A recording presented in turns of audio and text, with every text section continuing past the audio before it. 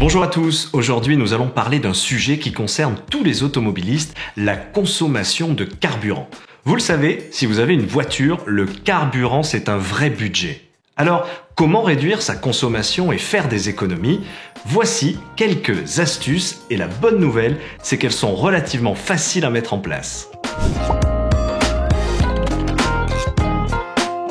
La première chose à changer pour consommer moins, c'est souvent notre propre conduite. C'est simple, plus notre conduite est souple, moins on consomme. Concrètement, on démarre et on s'arrête en douceur. On anticipe les ralentissements en freinant progressivement et on évite les à-coups.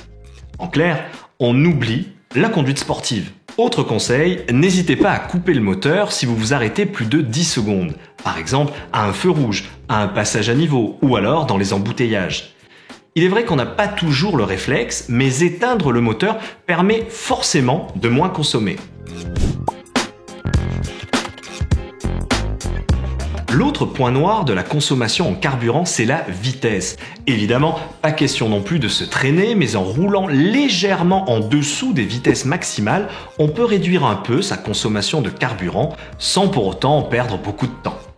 Mais aussi, l'important pour avoir une consommation raisonnée, c'est d'être à la bonne vitesse. Rester le moins longtemps possible en première, c'est celle qui consomme le plus. Lorsque vous atteignez la vitesse souhaitée, il faut se stabiliser au bon régime en surveillant votre compte tours. L'idéal, c'est d'être aux alentours de 2000 tours par minute pour un moteur diesel et autour de 2500 tours par minute pour un moteur essence. Une voiture bien entretenue aura aussi tendance à moins consommer. On ne peut donc que vous recommander de bien effectuer vos révisions régulièrement chez votre garagiste. Voici d'ailleurs 2 points sur lesquels il faut être particulièrement vigilant. La pression des pneus, car un pneu sous-gonflé, c'est la surconsommation assurée sans compter le risque d'usure. Les filtres à air, lorsqu'ils sont encrassés ou usés, font également consommer davantage. Pour finir, quelques derniers conseils qui peuvent faire la différence. Évitez de trop charger la voiture car chaque kilo en plus fait consommer davantage.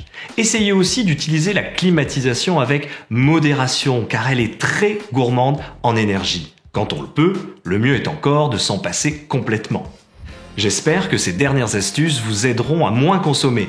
Et sachez qu'en plus de faire des économies, vous faites aussi un geste pour la planète. Si vous avez des questions, n'hésitez pas à les poser en commentaire. Je vous souhaite une excellente journée et on se retrouve très vite pour une prochaine vidéo.